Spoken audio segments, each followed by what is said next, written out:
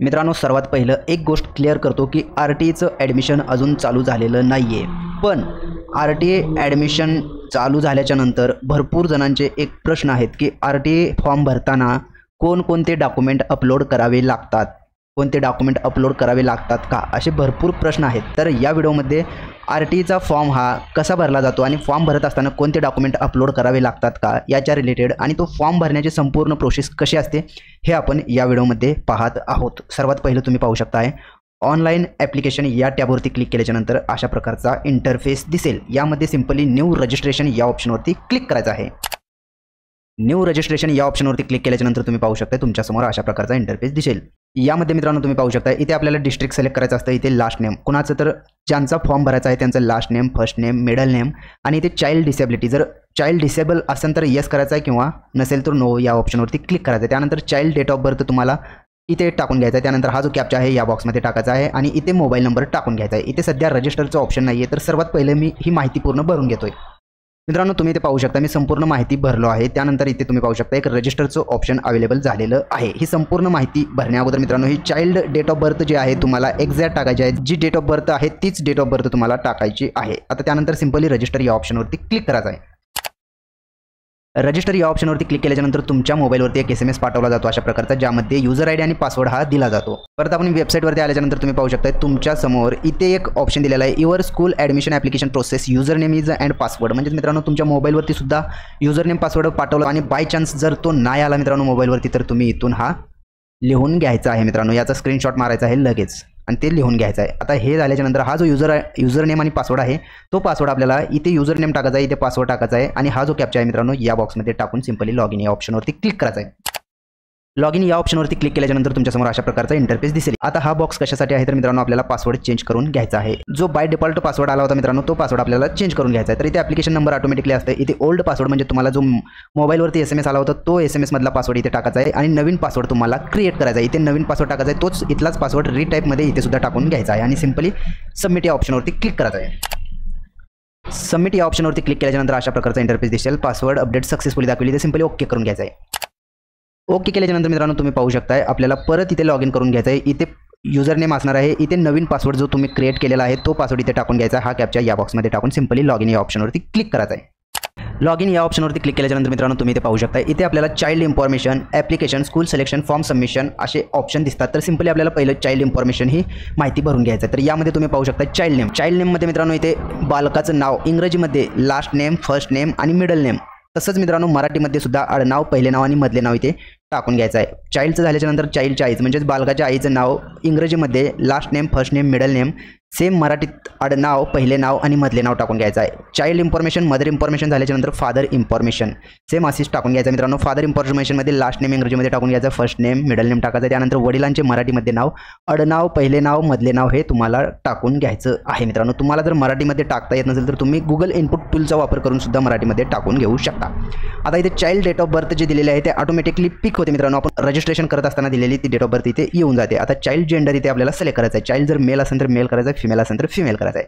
त्यानंतर इथे date of birth date किती आहे, आजच्या तारखेपर्यंत बालकाचं वय किती आहे हे तुम्हाला या बॉक्समध्ये दाखवलं जाणार आहे. त्यानंतर पॅरेंट स्टेटसमध्ये मित्रांनो पॅरेंट सिंगल आहे, मॅरिड आहे हे तुम्हाला इथून सिलेक्ट करून घ्यायचं आहे. त्यानंतर करंट ॲड्रेस डिटेलमध्ये तुम्हाला इथे घराचा पत्ता तुम्हाला टाकून घ्यायचा आहे. त्यानंतर स्ट्रीट नेम, लोकेसिटी हे टाकून घ्यायचं आणि हे लॉटिट्यूड आणि लॉंगिट्यूड जे आहे मित्रांनो हे आपल्याला कसं सिलेक्ट करायचं हे तुम्हाला सांगतो. सर्वात पहिले डिस्ट्रिक्ट सिलेक्ट करून घ्या, तालुका सिलेक्ट करून घ्या आणि तुमच्या गावचं नाव सिलेक्ट करून घ्या. आता हे टाकायचं नाही, हे न टाकता आपल्याला ही संपूर्ण माहिती भरल्याच्यानंतर हे दोन ऑप्शन सोडून द्यायचं आहे आणि संपूर्ण माहिती भरल्याच्यानंतर सिंपली सेव्ह या ऑप्शनवरती क्लिक करायचं आहे.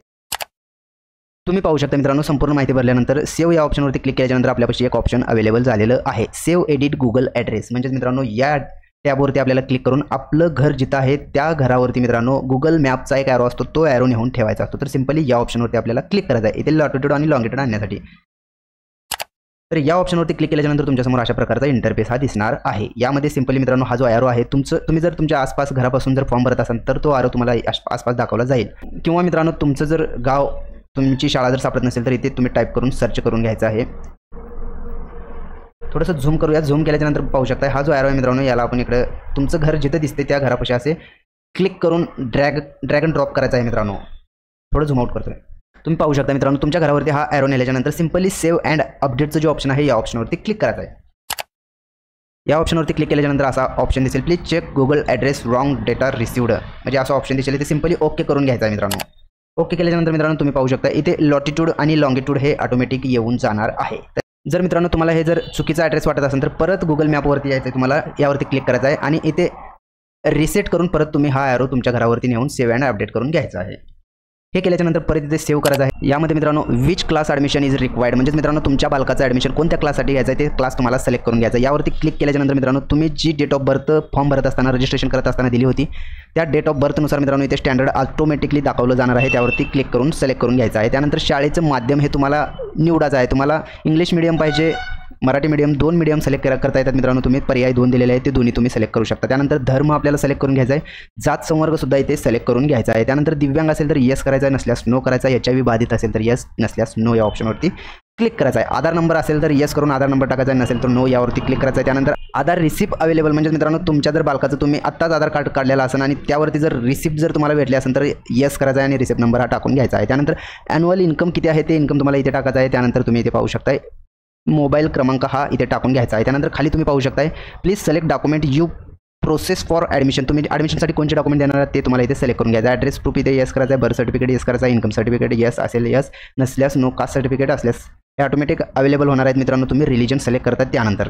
तर आता हे झाल्यानंतर मित्रांनो सिंपली सेव्ह करायचं आहे. सेव्ह केल्यानंतर मित्रांनो तुम्ही पाहू शकता इथे आपल्याला स्कूल सिलेक्शनचं ऑप्शन येते. हे ऑप्शन कधी येतं तर तुम्ही इथे जे विथिन 1 किलोमीटर या ऑप्शनवरती क्लिक केल्यानंतर तुम्ही पाहू शकता तुमच्यासमोर अशा प्रकारचा इंटरफेस दिसेल. तर यामध्ये मित्रांनो list for eligible school within 1 kilometre, म्हणजेच 1 किलोमीटरच्या आत कोणती शाळा आहे हे इथे तुम्हाला दाखवली जाणार आहे, RT अंतर्गत येणारी. आणि हे ज्या खालच्या शाळा आहेत मित्रांनो list of not eligible for within 1 kilometre असं दिलेलं आहे. तर 1 किलोमीटर अंतरावरील प्रवेशासाठी अपात्र शाळा हे आहेत मित्रांनो. हे अपात्र शाळा आहेत, याला आपल्याला काहीच करता येणार नाही. जे पात्र शाळा आहेत मित्रांनो त्याच्यासमोर तुम्ही पाहू शकता क्लिक टू अप्लायचं जे ऑप्शन दिलेलं आहे बॉक्सवरती, या बॉक्सवरती क्लिक करायचं आहे आणि सेव्ह करायचं आहे. ही एक शाळा निवडल्याच्यानंतर मित्रांनो परत आपल्याला विथिन 1 to 3 किलोमीटर या ऑप्शनवरती क्लिक करायचं आहे. तशाच अशाच प्रकारच्या शाळा दाखवल्या जातील मित्रांनो. एलिजिबल इथे 2, 3, 4 असतील मित्रांनो. 2, 3, 4 असतील तर तुम्ही या अशा बॉक्सवरती टिक मार्क करून सिलेक्ट करून सिंपली सेव्ह करून घ्यायचं. अशाच प्रकारे मित्रांनो within 1 kilometre, within 1 to 3 kilometre, greater than 3 kilometre schools या अशा प्रकारे सिलेक्ट करू शकता. सिलेक्ट केल्यानंतर सिंपली सेव्ह करून घ्यायचं आहे.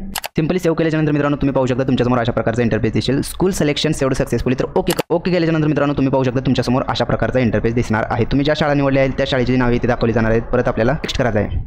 तर त्यानंतर मित्रांनो तुम्ही पाहू शकता फॉर्म सबमिशनचं तुमच्यासमोर एक ऑप्शन अवेलेबल होईल. तुम्ही जी पण आत्तापर्यंत जी माहिती भरली होती बालकाची ती संपूर्ण माहिती तुम्हाला इथे दाखवली जाईल. अर्जाची माहिती असं दिलेलं आहे. तर सिंपली थोडंसं खाली यायचं आहे. खाली आल्यानंतर तुम्ही पाहू शकता हे जे आहे मित्रांनो तुम्ही RT अंतर्गत ज्या शाळा सिलेक्ट केलेल्या आहेत त्या शाळेची नावे तुम्हाला इथे दाखवली जाणार आहेत. तर सिंपली इथे हा जो बॉक्स आहे या बॉक्सवरती टिक मार्क करायचा आहे आणि सिंपली कन्फर्म अँड सबमिट हे करण्या अगोदर मित्रांनो तुम्ही एक वेळेस तुम्ही भरलेला फॉर्म हा एक्झॅक्ट बरोबर आहे का बघा मित्रांनो. त्यानंतरच तुम्ही कन्फर्म आणि सबमिट या बटनावरती क्लिक करा. कारण हे करण्या अगोदर मित्रांनो तुम्हाला तुमचा फॉर्म एडिट करता येतो, डिलीट करता येतो आणि कन्फर्म अँड सबमिट केल्याच्यानंतर तुमचा फॉर्म हा एडिटही होत नाही आणि डिलीटही होत नाही आहे. त्यामुळे व्यवस्थित फॉर्म बघूनच मित्रांनो कन्फर्म अँड सबमिट करा. तर मी कन्फर्म अँड सबमिट करतोय. हे केल्याच्यानंतर तुम्ही पाहू शकता application is confirmed not, you can not make any changes, म्हणजे तुम्ही कुठलंच चेंजेस करू शकत नाही याच्या पुढे. तर आपल्याला सिंपली ओके करायचं आहे. ओके केल्याच्यानंतर तुम्ही पाहू शकता इथे एक ऑप्शन दिसेल जनरेट PDF, म्हणजे मित्रांनो आपला फॉर्म हा सक्सेसफुली भरला गेलेला आहे. आता सिंपली जनरेट PDF या ऑप्शनवरती क्लिक करायचं आहे. जनरेट PDF या ऑप्शनवरती क्लिक केल्याच्यानंतर तुम्ही पाहू शकता तुमचा फॉर्म हा अशा प्रकारचा असणार आहे, जो की फॉर्म भरलेला. तुम्ही जो फॉर्म भरलेला आहे तो अशा प्रकारचा इथे दिसणार आहे मित्रांनो. तर तुमचं हे ॲप्लिकेशन फायनली सक्सेसफुली झालेलं असणार आहे अशा प्रकारचा फॉर्म आल्याच्या नंतर मित्रांनो. आणि सर्वात महत्त्वाचं मित्रांनो तुम्ही फॉर्म भरला आणि फॉर्म भरल्याच्यानंतर तुमच्या बालकाचा नंबर RT अंतर्गत आल्याच्यानंतर सिंपली लॉग इन करून इथे ॲडमिट कार्ड दिलेलं आहे. ॲडमिट कार्ड या ऑप्शनवरती क्लिक करायचं आहे आणि ते डाउनलोड करून घ्यायचं. डाउनलोड केल्याच्यानंतर मित्रांनो अशा प्रकारचं हे ॲडमिट कार्ड असतं. हे ॲडमिट कार्ड घेऊन तुम्हाला पडताळणी समितीकडे जायचं असतं मित्रांनो. पडताळणी समिती कुठं असते तर ते पडताळणी समितीचा ॲड्रेस तुम्हाला इथे हा दाखवला जाणार आहे मित्रांनो. पडताळणी समितीचा ॲड्रेस, या पडताळणी समितीच्या ॲड्रेसवरती हे अलॉटमेंट लेटरची प्रिंट आणि ॲडमिशनसाठी लागणारे डॉक्युमेंट हे तुम्हाला घेऊन जावे लागत असतात मित्रांनो.